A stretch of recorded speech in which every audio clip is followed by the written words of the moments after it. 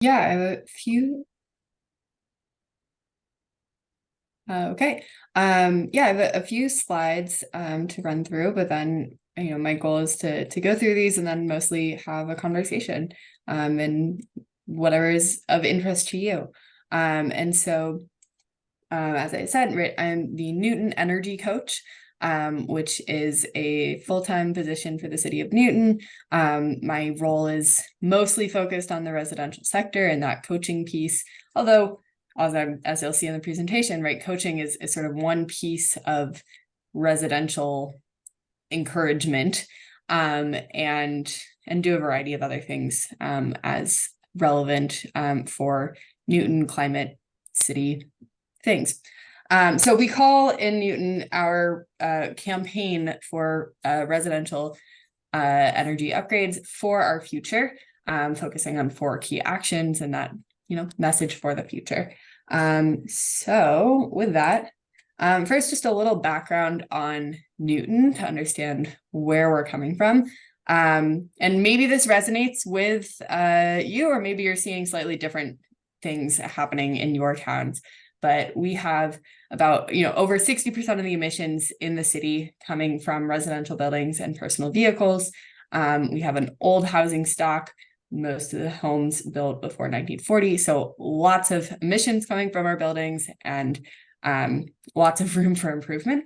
And we also have quite a number of owner-occupied single-family homes, which is, arguably the easiest to address, particularly from this angle of supporting people to make their own changes. And so that situates us, that's kind of how we've developed the program we have developed. But even in the numbers here, right, we have almost 30% renters and almost 40% multifamily homes, everywhere from 2-family condos to 100 unit apartment buildings, or more than that. So it is important, as we're putting together what does this look like as a program, to be addressing that, have things that renters can be doing, have support for connecting with landlords, have ways to address and help people through the issues that come up when there are multiple owners in a condo situation. And, I didn't even put on here other sorts of demographic things that can cause things to be thinking about, such as lower income families, limited English proficiency, definitely has to be part of putting this program together. So as I said, right, our program is called For Our Future. The 4 pieces being that weatherization, heating and cooling, renewable energy, green transportation, right? These are all, as you know and are very well versed in these sort of actions, right? We're talking about big structural changes. I see there's something in the chat. Big structural changes. So this is not the sort of behavioral campaigns that there's plenty of really good things to learn from and information and previous campaigns about recycling or reducing energy use and turning off lights or composting. But these are much bigger actions, and the way that we approach them is going to be a little bit different, of how do we engage people sort of long scale to learn about quite a large financial investment, take on a big project. But then once you're done with that project, right, it's done, it's in place, you don't have to be thinking about it moving forward. So that's, why we want to focus on these big actions. The other piece being that these 4 pieces I think of as categories, right? Notice here it does not say heat pumps, solar, or EVs, even though those are kind of the big pieces that we're most often talking about. All of these are categories that also incorporate things like, heating and cooling smart can be all sorts of appliances, lots of talk about induction stoves just now, or dryers or other ways that you're electrifying things around your house. Renewable energy, as much as possible, solar on your roof is a great way to go. But if that's not possible for you, right, this piece, whether it's community choice aggregation, as many of you are involved in, or community solar, is also actions that we want to be encouraging, ways to make this, approachable, especially for renters. Green transportation, right? We certainly want to be encouraging walking, biking, taking the T, not just saying get a nice new car, even if it's electric. So that's a campaign overall. And coaching is certainly a piece of this, but I think there are sort of 4 key pieces to what we're doing overall. So you have to do the outreach first, have to have connections for people, coaching being part of it, and then the data piece. So just a brief run through those.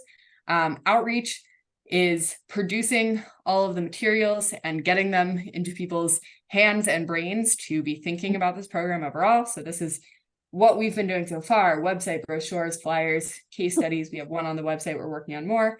Yard signs, that's this image in the top right is our yard sign. And we also have stickers that we put on one of the sides, so they're personalized. So you get stickers that say, ask me about my, and then it'll be insulation, heat pump, EV, what did I miss? Solar. So that's fun seeing those pop up around people's yards. I mean, I heard someone say that you write a newsletter. We found that getting into community newsletters with little energy tips or information about events has been a great way to go.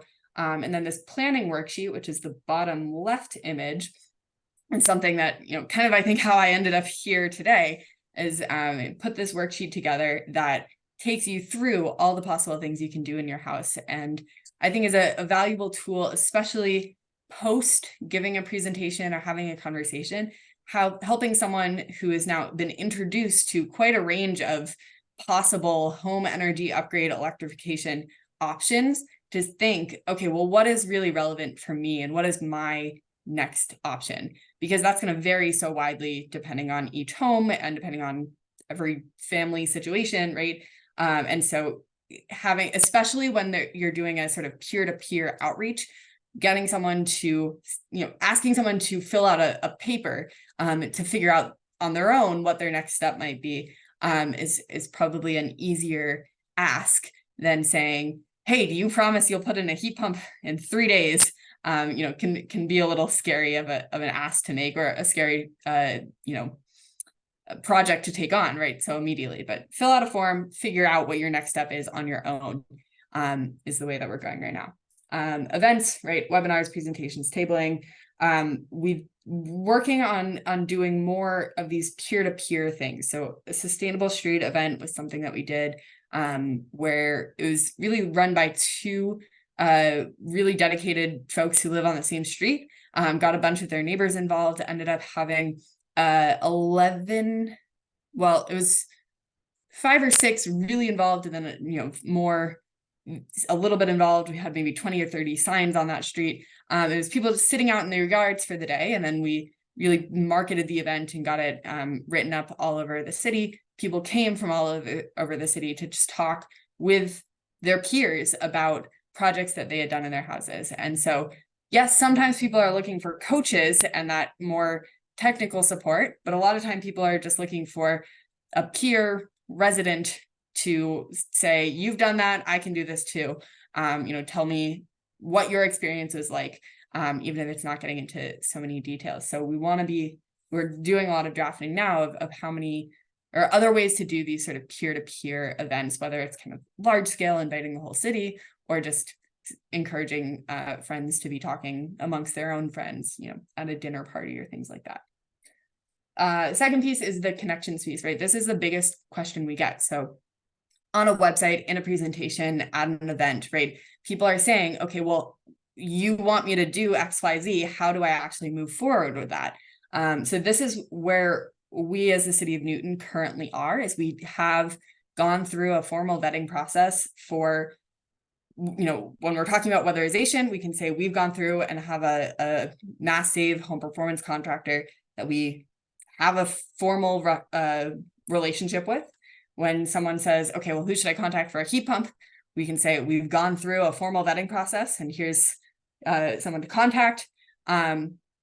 For solar or electric vehicles, right, it's a little bit broader of here are some resources that are available.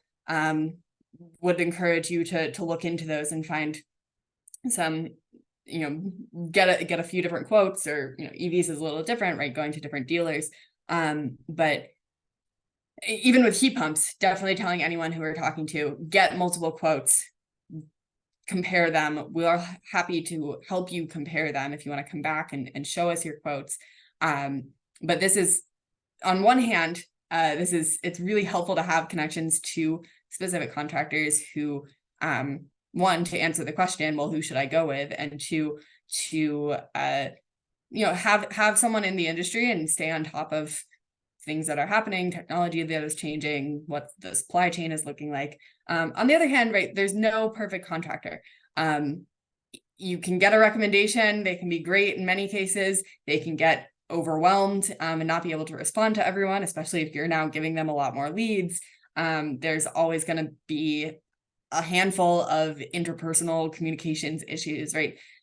It's kind of sometimes it's not as beneficial to have a specific recommended contractor.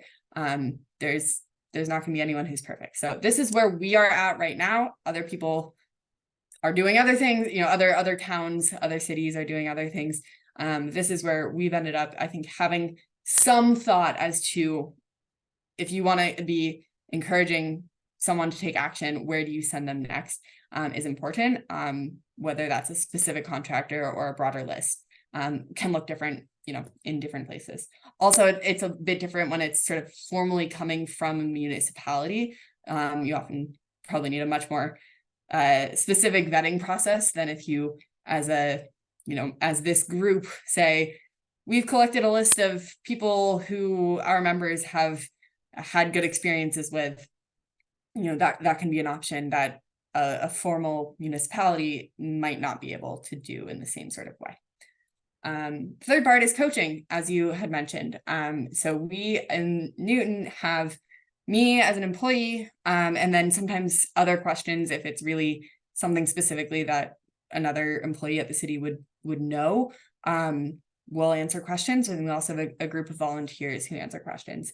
People reach out to us online. We have a sign up on a website. You choose a specific time, and it kind of pairs you based on calendar availability with someone. And then you have a Zoom call at that scheduled time. It shows up on your calendar. You give a little bit of information, just a short blurb about what you're looking to discuss. Coaching sessions are usually about a half hour long, but my phone and email are widely available. And so a lot of people reach out, not specifically through the website, but just through other means, or sometimes they just call up the mayor and then the mayor forwards them to me. And so, things are coming in a variety of ways. And we have these conversations, whatever they may be. We're talking about anything home energy related.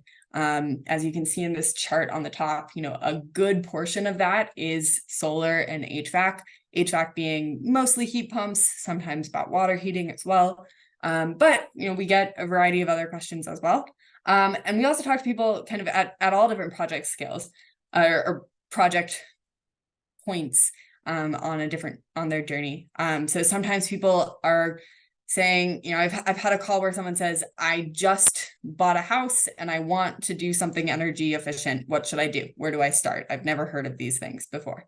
I've also had calls, a good amount of calls where people are saying, I just got a few quotes from different heat pump installers.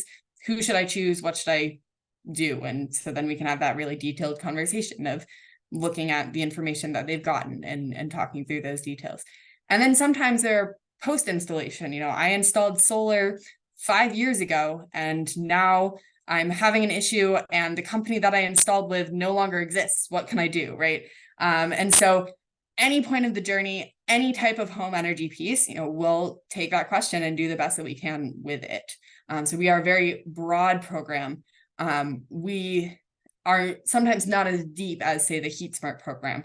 We, especially people at the beginning of their journey, we say, happy to check in with you as you continue, please reach out with further questions, but we're not necessarily specifically following up with them or tracking them through an entire project.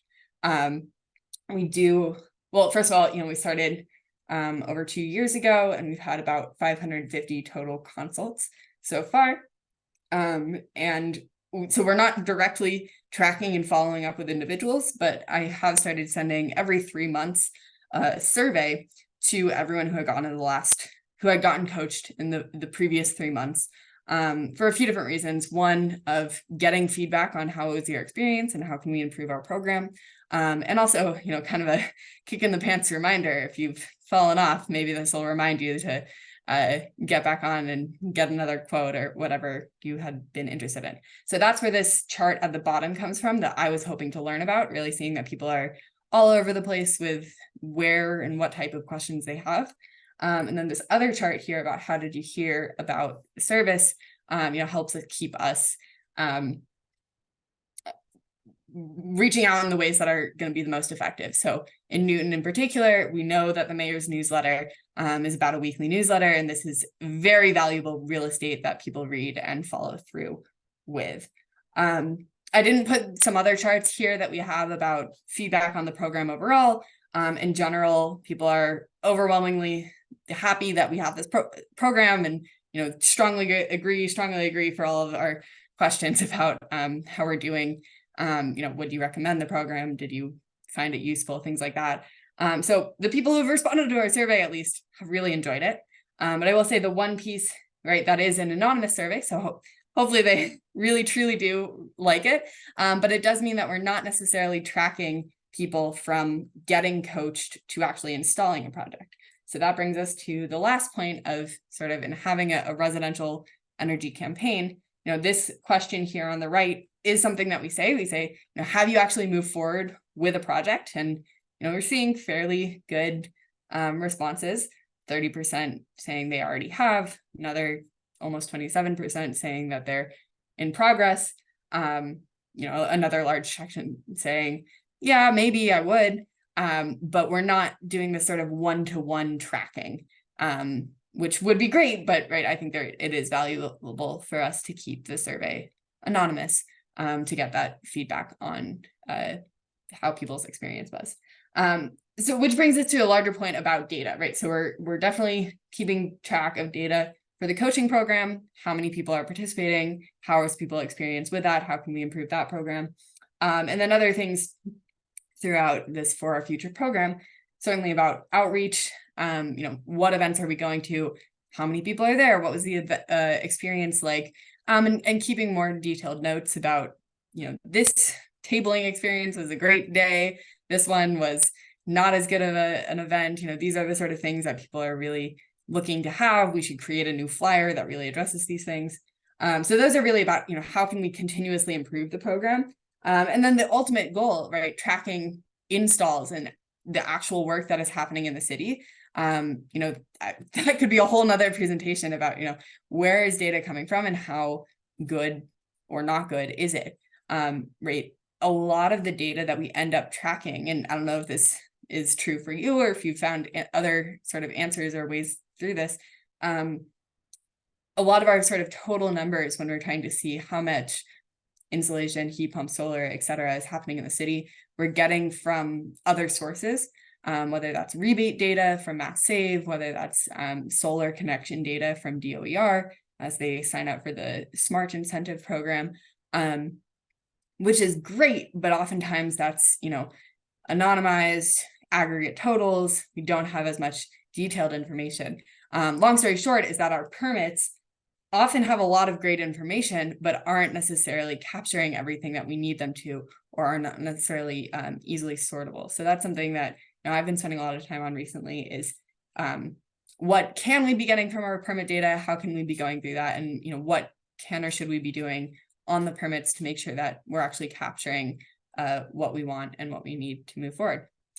So those four pieces, right? I know you had said you had been very interested in the coaching piece. I think coaching can't really exist unless other pieces are also happening, at least to some extent, right? You need to be doing some outreach about a program to let people know that coaching is something that happens, and finding ways to connect to installers or move people forward in project is a question to answer before you start coaching people of what they should do after they've finished a coaching call. And then certainly this data piece is helpful in seeing how your program is going. So thank you, and would love to hear what you're thinking about.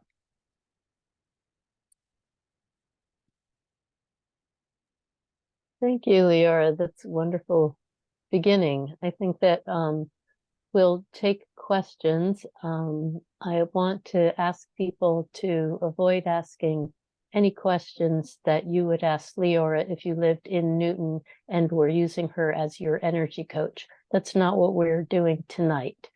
Much as we'd like to use her expertise for our personal projects, we're here to learn about programming and success of reaching out and how we might be able to do that in our communities here.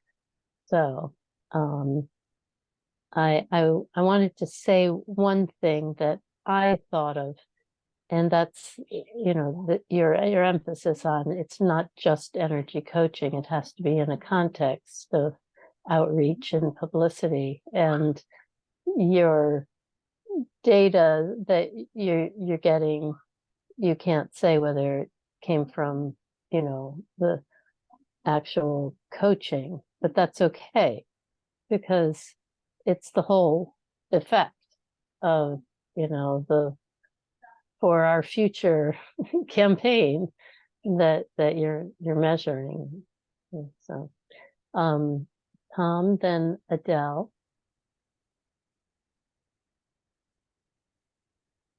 Can you unmute? I get to go first. Wow. Okay. I have a bunch of questions, but I guess I'll limit them to a couple and then hopefully come back around. Very impressed with the data portion. I'm a data-driven person, so I appreciate that. And I think, as Andrea said, it's still a measure of the whole. And I like your maintaining anonymity. I think that's the way of getting better data. What percentage of the 500 people actually answered the questions, or what population was that data representing? Yeah, I think we've gotten somewhere between like 50 and 60 responses so far. So Wow, the that's good. first Yeah. year and a half or so, we hadn't been sending the survey. And then I sent a survey to, yeah, we hadn't created it. And then I said, oh, maybe we should survey people. And so there was a first survey that went to everyone, stretching back quite a long time, that a lot of people said that was so long ago, I'm never going to do that. And then much more response, in that 3-month time period, every 3 months since, get more people responding in that shorter, still prevalent frame of mind. So A similar question is, how many of the 550, what's the distribution across the year and a half, or 2 years, I guess? Yeah, it really varies. I can pull up the chart if you're That's okay. interested. No. But yeah, I will just kind of back to the outreach piece. The spikes come after events. So we had, certainly quite a bunch right at the beginning. Programs just announced, lots of people interested. And then actually the largest, kind of a few other events, major things that people would have heard, have a little bit of a spike there. And then we had the biggest spike, our biggest total month was last December. We had a lot of announcement actually about our community choice aggregation program, and a lot of people just asking for simple clarification questions on those. And so that was a pretty high. Actually, that coincided with like changes in, or sort of a new year and changes in heat pumps, as well as like people asking about the IRA and how that's going into effect. So as things happen in the world and also in the city, we get more people reaching out. So I'd like to just ask 2 more questions and then pass it along, if that's okay. Where do you get your funding for your employment and the training money that I'm sure is necessary, and the outreach activities? There's got to be a pot of money somewhere, and how much is that? Yeah.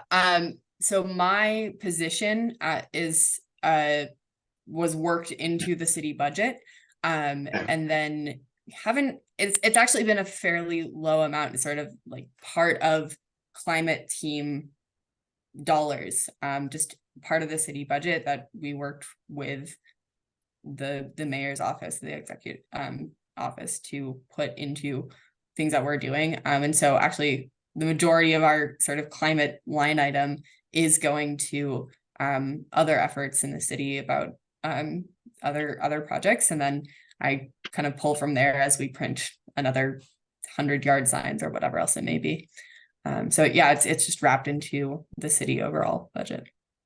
My last question, what would you do differently in terms of the ramp up and the startup, or knowing what you know now, what would you do differently?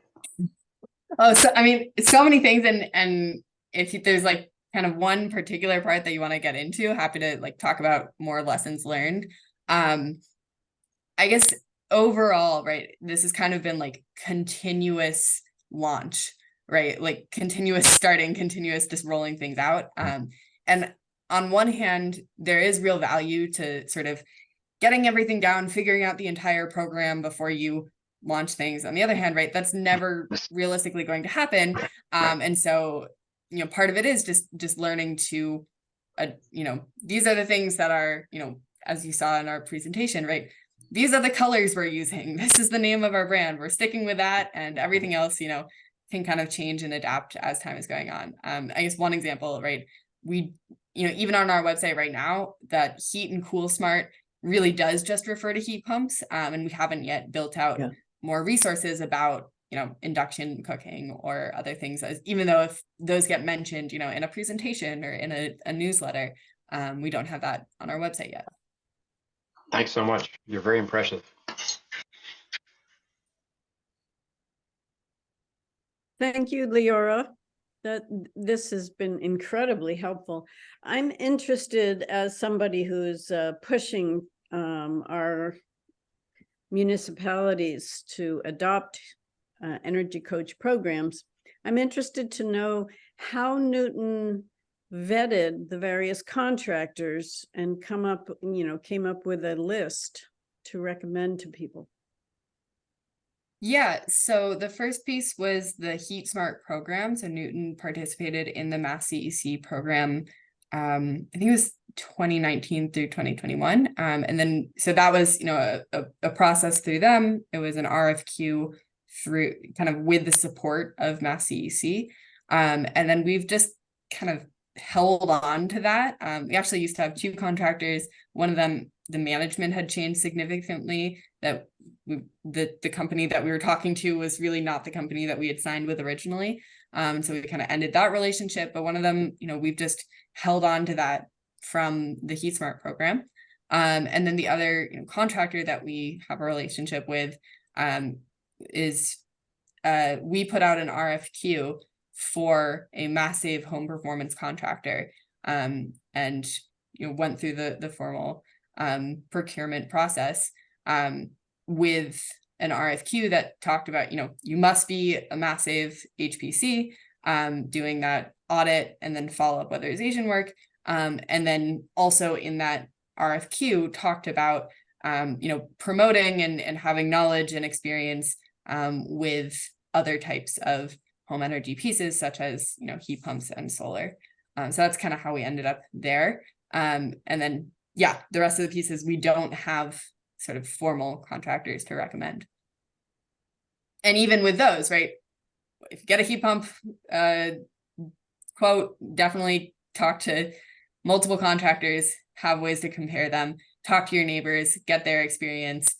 This is a starting point, but not, you have to go with these guys. So if somebody comes back to you and says, well, I got 3 quotes, but now I don't know what to do you help them through that process?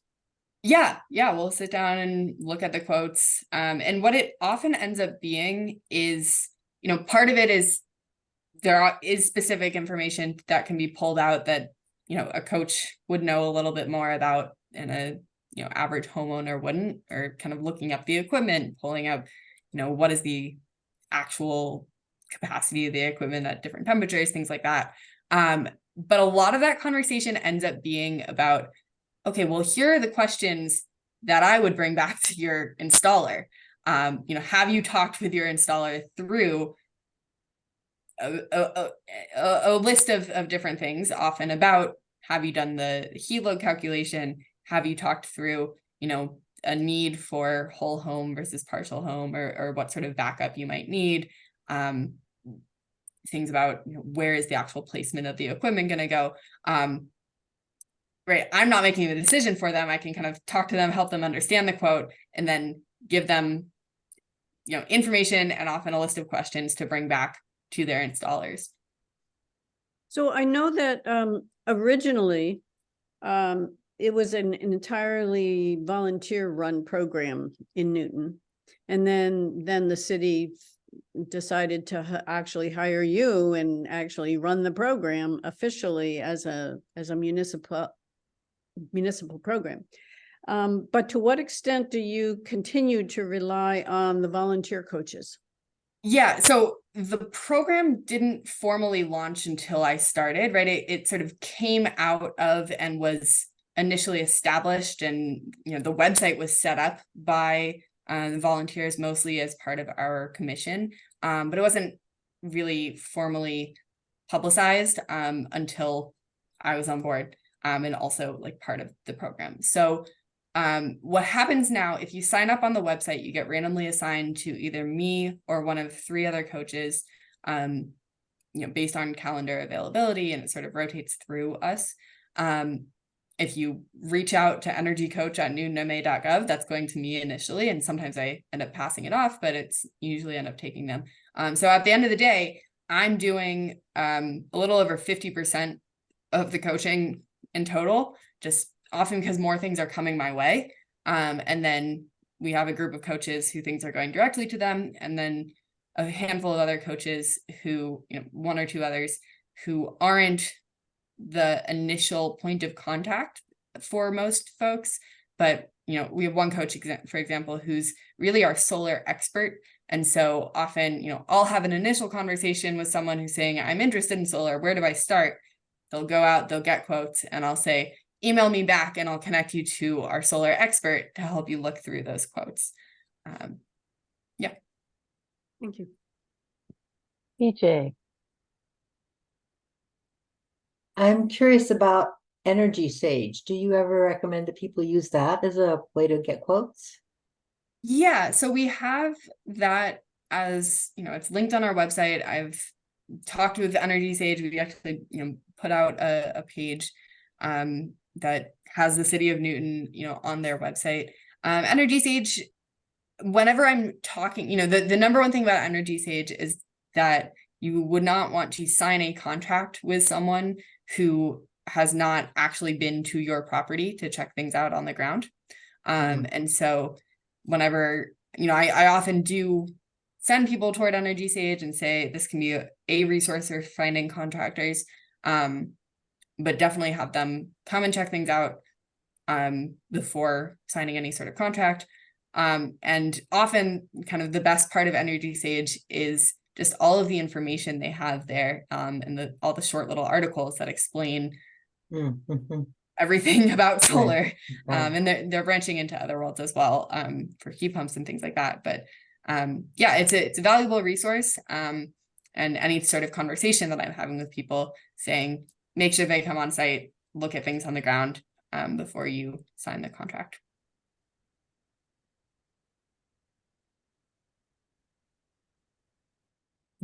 Darcy. You're muted, Darcy. Sorry, for some reason I can't raise my hand otherwise. I noticed that you said that the place where people most often get their information about your program is through the mayor's newsletter.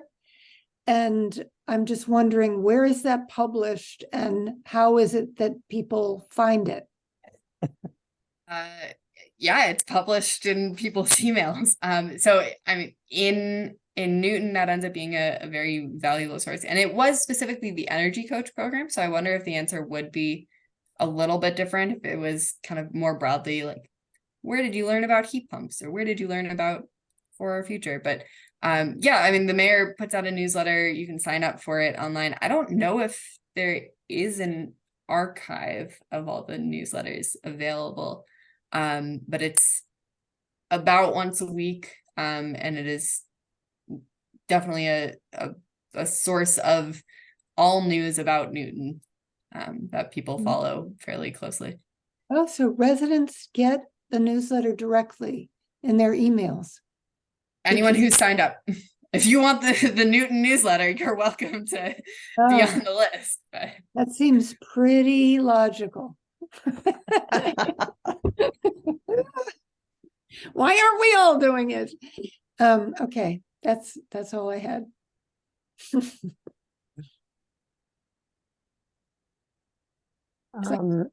Other questions before I go back round to Tom? Lee? So who designed it? You had excellent posters and signs and um, your logo. It's very, very impressive. Having been a yearbook editor 100 years ago, I am amazed. And it is that you? yeah, worked with a designer, just found a designer to put things together. The original like icons and Yes. those colors had actually been chosen by someone before I started working for the city. It was kind of like a volunteer effort, and then kind of pulled that together, and then brochures and yard signs, hired a designer to help us out. They're really impressive, I have to say.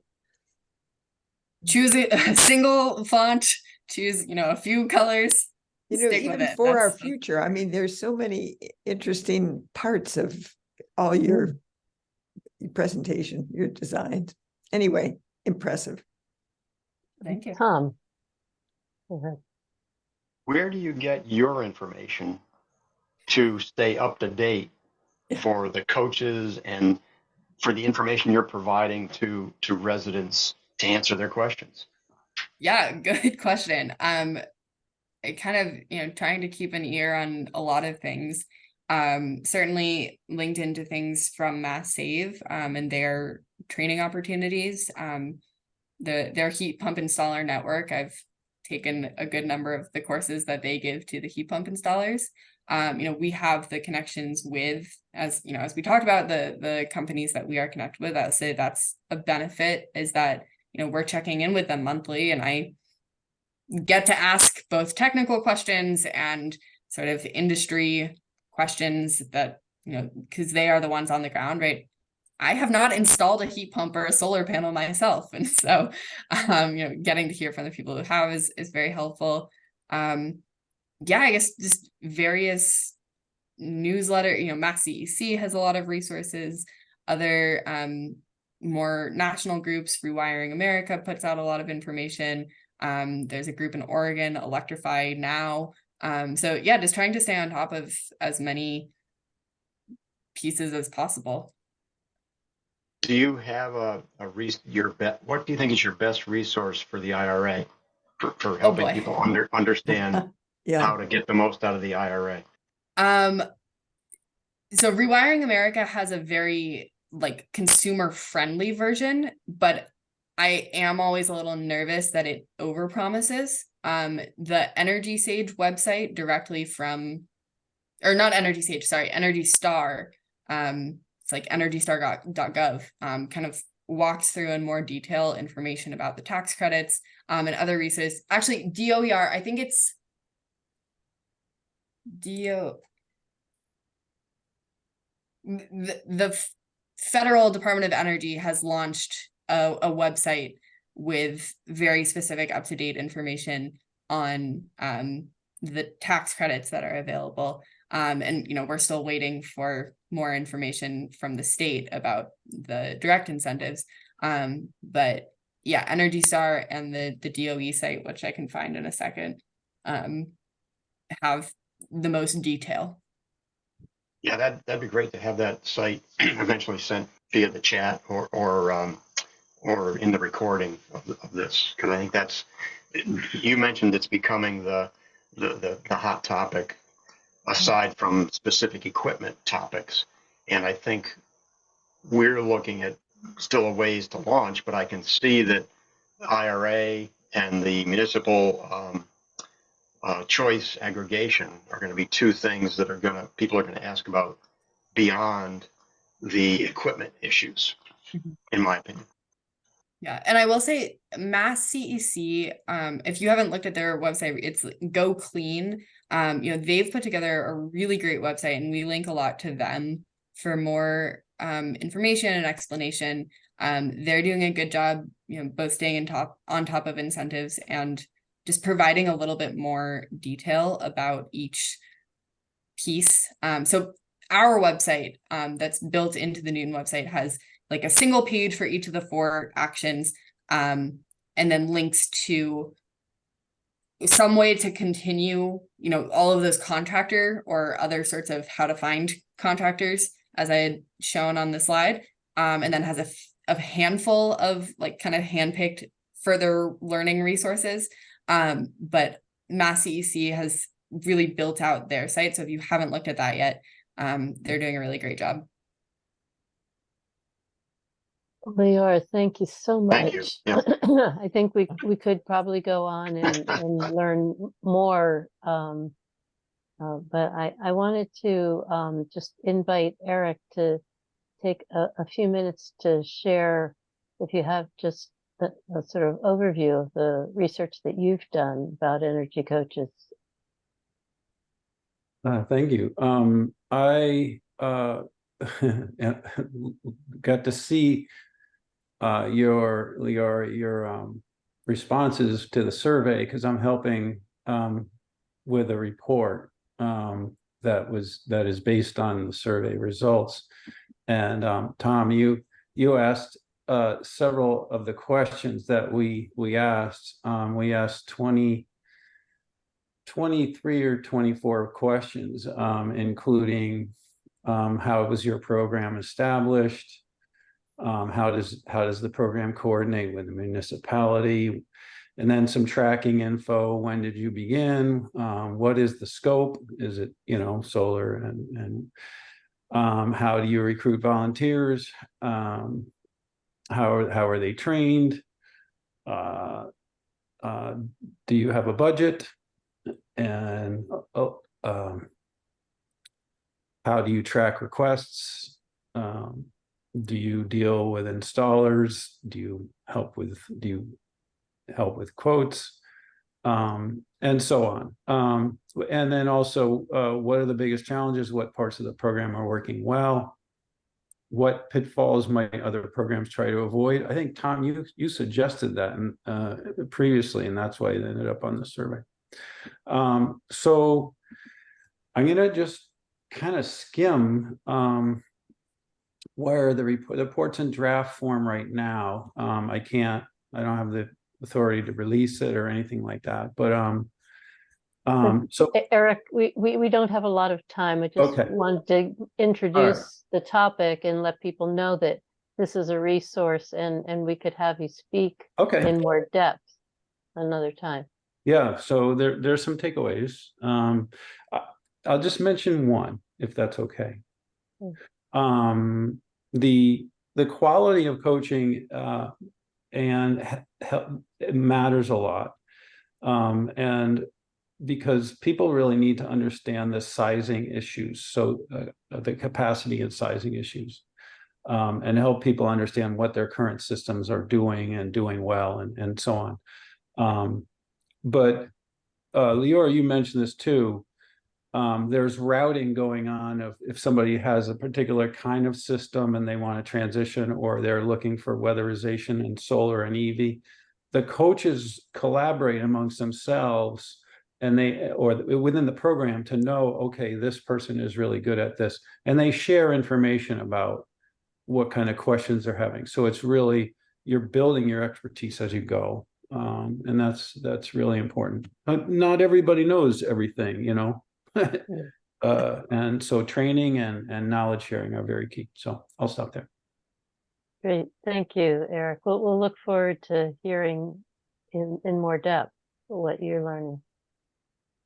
And Darcy, I just wanted to clarify, this is being done officially for the city of Northampton?